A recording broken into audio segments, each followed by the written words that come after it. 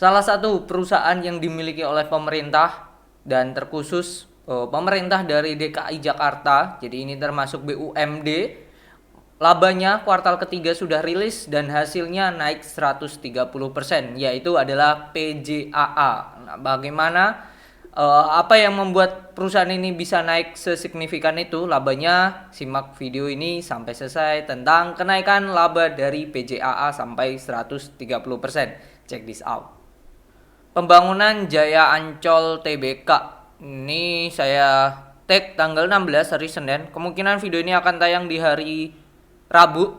Harganya di 970 per lembar.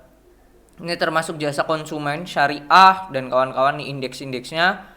Lalu ini termasuk perusahaan BUMD. Kenapa? Karena dimiliki oleh pemerintah daerah DKI itu 72%. Lalu pembangunan Jaya 18%. Ini sama ya dengan si JRPT. Baru masyarakat sebesar 10% lah. Oke, ini kita ulas ya videonya, perusahaannya kenapa. Dan ini anak-anak perusahaannya, yaitu ada PT Jaya Ancol pariwisata, komersialnya tahun 2009, total asetnya 11 T ya. Persentase kepemilikan 100%, Taman Impian 100%, PT Genggam Anugrah Lumbung Kuliner, jasa konsultan 100% juga. Lalu Taman Impian Jaya Ancol, oke ini Dufan kayak nggak salah 99%. Seabrace Indonesia 97%, Sarana Tirta Utama 65%, Jaya Ancol Pratama Tol. Nah, 60% ini anak-anak perusahaannya ya. Oke, kita ulas di laporan keuangannya. PJAA.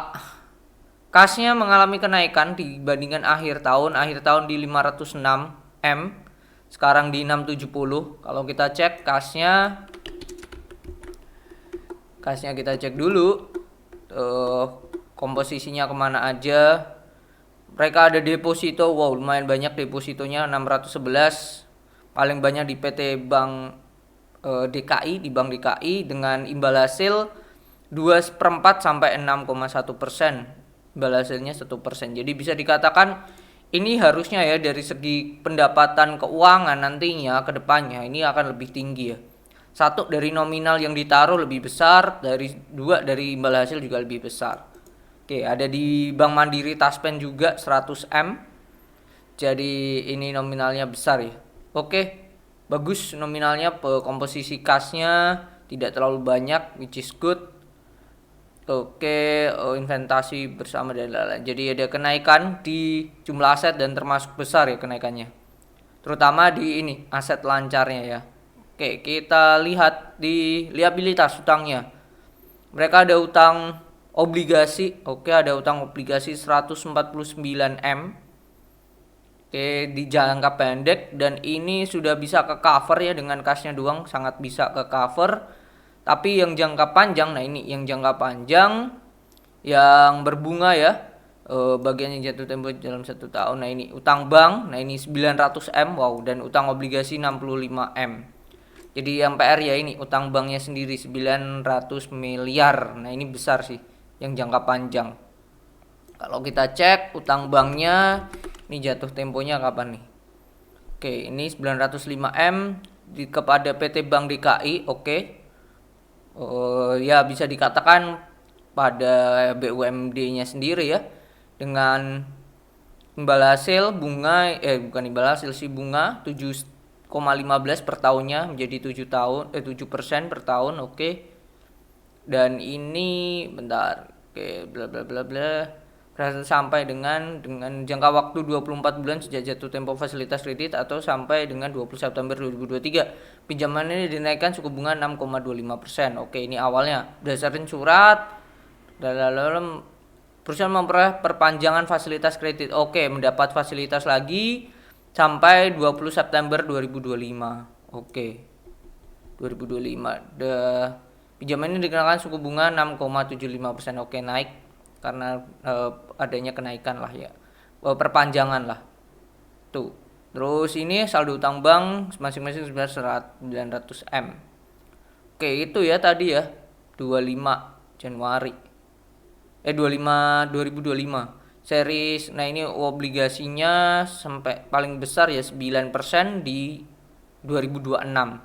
2022 oke, ini udah kelar seri A, dan seri B ini tinggal di Februari nanti senilai 149 miliar ya. Kita bulatin 150 lah dengan bunga 8,9. Wow. Di 2006 ini yang gede banget 9,6% ya. Imbal hasil yang mereka janjikan kepada pemberi ya. Pembeli surat utangnya sendiri. Oke, itu obligasi ya. Kalau saldo laba yang belum ditentukan penungannya 1,1 T, gede nih. Jadi saya bisa katakan secara kesehatan perusahaan ini sehat, tetapi untuk jangka panjang terutama utang banknya tanda bisa dikatakan agak sedikit bahaya ya. Cuman ini utang banknya sendiri ya kepada bank pemerintah sendiri, Bank DKI, dan itu ya kepemilikannya sama, punyanya pemerintah gitu. Oke, kita lihat pendapatannya. Nah, ini dari pendapatannya udah naiknya signifikan sih. Naiknya sudah signifikan yang membuat luar biasa sih. Beban pokoknya, nah ini. Kalau sebelumnya beban pokoknya itu 287.250 dibagi omsetnya ya. Itu 45%. Oke, 45,56. Kalau sekarang 45, kalau sekarang 565. Ya sama sih, 45 juga sih. 4,56 sekarang 45,5. Jadi penurunannya tipis banget. Jadi tidak ada beban pokoknya, tidak ada kenaikan, padahal beban pendapatannya naik signifikan ya. That's why dia itunya laba brutonya tetap stabil. Hal yang oke sih kalau kita lihat ya pendapatan usahanya ya. Naiknya signifikan sih. Ini hal yang bagus sih menurut saya. Omsetnya naik, oke, ada kenaikan omset, tetapi dari segi bebannya sama sih 45% sendiri. Itu sih. Pendapatan bunga ini mereka naik 18M. Nah, ini harusnya nanti di 2023 akan setelahnya ini akan besar. Ya ini besar ya. Karena tadi sudah lihat ya komposisinya uang asetnya, aset lancarnya banyak juga di deposito, which is good. Terus kita lihat pendapatan lain-lain, oke, 23M. Kita cek ya pendapatan lain-lain 33 ini apa nih? Ancol Beach City 7M. Terus klaim asuransi aset, nah ini dari klaim sih. Ya, pendapatannya dari klaim doang yang membuat tinggi. Oke, itu sih tidak ada yang sangat wow signifikan. Kita lihat ke pendapatannya. Pendapatannya dari mana nih yang membuat dia naik? Pendapatan tiket wahana, nah ini wahana dan pintu gerbang aja ini sudah 636. Oke, kalau kita lihat ya ini September, berarti kemungkinan ini berbarengan dengan masa yang namanya sekolah-sekolah ya, sekolah-sekolah pada melakukan rekreasi kalau nggak salah. Biasanya kalau sekolah-sekolah melakukan rekreasi itu di bulan apa sih? Nah itu boleh tulis di kolom komentar deh. Kalau seringnya seperti itu biasanya kan mereka perginya ke salah satunya ya ke Dufan dan kawan-kawan. Itu sih. Jadi salah satu masih menjadi pusat destinasi ya wisata. Selain masih ada Transmart dan kawan-kawan ya mungkin yang jadi pesaing, tapi Jaya Ancol ini masih menjadi hal yang oke sih. Itu sih. Dunia fantasi sama juga nggak sih? Ya itu boleh tulis juga. Pendapatan hotel dan restoran ini naik tapi tidak signifikan. Yang sangat signifikan pendapatan tiket sih dari wahana wisata dan juga pintu gerbang, ini luar biasa. Pendapatan usaha lainnya ini mengalami kenaikan juga. Penyewaan kios ini naik, pengelolaan perumahan naik, oke. Sponsor mereka naik, barang dagangan mereka naik, uang sandar dan iuran naik, oke. Bagi hasil mereka naik, loker dan permainan ini mereka naik juga. Logistik acara naik, jadi semuanya saya bisa katakan so far semuanya naik semua sih. Ini yang membuat labanya luar biasa sih. Labanya luar biasa, naik semua. Beban pokok pendapatan baru nih, bebannya yang sangat signifikan ya makanan dan minuman. Sebelumnya nggak ada jadi ada. Mungkin ini dari perpecahan dari ini sih barang dagangan sih. Dipecah sih mungkin itu sih. Jadi so far so good sih, semua lini bisnisnya mengalami kenaikan, hal yang bagus. Kalau kita lihat di PJAA ini di Stockbit, oke. Sekarang bisa join grup belajar investasi saham. Bisa dengan bikin akun Mirai deposit 10 juta atau membayar 400.000 untuk selamanya. Gimana caranya? Link ada di deskripsi. Info lebih lanjut bisa hubungi ke DM Instagram kita.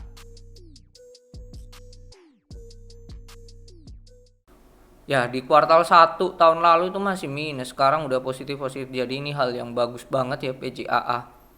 Terus secara PI pun ini posisinya 6 dan PBV 0,93. Kalau Stockbit menilai harga wajarnya itu di 2 triliun, sekarang di 1,5.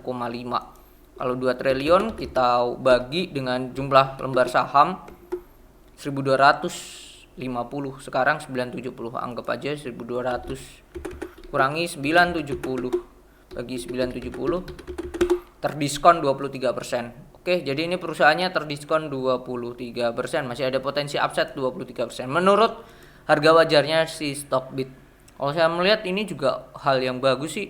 Nah, apalagi nanti ya kuartal keempat harusnya akan ada kenaikan yang signifikan. Kalau Bapak Ibu perhatikan juga di kuartal keempat tahun lalu juga naiknya luar biasa. Jadi ini harusnya kuartal 4 juga oke. Satu, akhir tahun pasti perayaan namanya apa itu tahun baru itu juga ya, apalagi sudah nggak pandemi, harusnya ini signifikan labanya. Kalau kuartal 1, 2, 3 aja bisa sekian, harusnya ini kuartal 4 di 80 M ini mungkin sih. Bahkan saya bisa katakan 100 mungkin aja. Kalau hal itu terjadi 100 ya, 45 tambah 63 tambah 63 tambah 100. Labanya di 271. Wow, kalau 100 ya 271. Oke, 21 M labanya ya, net profitnya dikali dengan bentar. Itu itu udah net profit ya. Net profitnya 271 ya. Kalau kuartal 4 bisa 100 miliar. Kita bagi dengan jumlah lembarnya 1,6. Nah, IPS-nya di 170. Oke. 170 dan ini perusahaannya sering bagi dividen enggak? Kita lihat ya, dividennya rajin juga bagi dividen. Dan DPR-nya payout rasionya 20%. Kalau 170 kali 0,234 sih. 34 kondisi sekarang 970 kali 100 ya 3% ya. Tipis ya, di atas rata-rata tipis. Oke, 3,5. Jadi ini potensinya oke sih di kuartal keempat kalau saya melihat, dan perusahaan ini secara year to date udah naik 36%. Harusnya labanya oke sih di kuartal keempat. Kalau saya menilai seperti itu untuk siapa ini PJAA. Secara kesimpulannya ini perusahaan yang sehat, pintar juga menaruh kasnya banyak di deposito, which is good. Tapi yang jadi risknya, salah satu risknya adalah hutang jangka panjangnya. Itu hutang berbunga jangka panjang. Lalu saya bisa katakan ini perusahaannya di kondisi yang murah sih. Kondisi yang murah, harga 1.500, harga wajar menurut di Stockbit. Kalau menurut saya ini momentumnya nanti di kuartal keempat sih. Kuartal keempatnya kalau bisa 100 miliar pendapatannya, ini perusahaan ini murah banget sih. Kondisi sekarang 970. Harusnya harga 16, 17 bisa capai sih untuk si PJAA. Dengan asumsi tadi kuartal 4-nya bisa 100 miliar. Apakah mungkin? Menurut saya mungkin aja terjadi, ditambah yang namanya momentum di akhir tahun biasanya banyak event-event yang terjadi. Jadi ini hal yang oke. Dan tadi ya boleh tulis di kolom komentar, biasanya anak-anak sekolah tuh rekreasi ya, biasanya yang kelas 5 atau kelas 6 terus SMP. Nah itu rekreasinya bulan apa sih? Itu kan bisa menjadi momentum. Harusnya di kuartal itu PJAA itu dapat momentum juga naik labanya. Nah tinggal kerjasama dengan yang namanya biro-biro perjalanan. Oke, mungkin itu sih menurut saya tentang PJAA. Jadi kenaikan 130% bukanlah hal yang wow, hal yang masuk akal, hal yang make sense. Dan yang perlu digarisbawahi adalah semua segmen bisnis dari PJAA mengalami kenaikan. Itu hal yang perlu kita apresiasi. Good untuk PJAA. Dan kalau ada view lain atau insight lain tentang PJAA boleh tulis di kolom komentar. Atau mau request boleh juga tulis di kolom komentar. Oke, semoga Bapak Ibu dan teman-teman sehat selalu. Mungkin itu yang bisa saya sampaikan tentang PJAA. Semoga bermanfaat dan see you on the next video. Bye bye.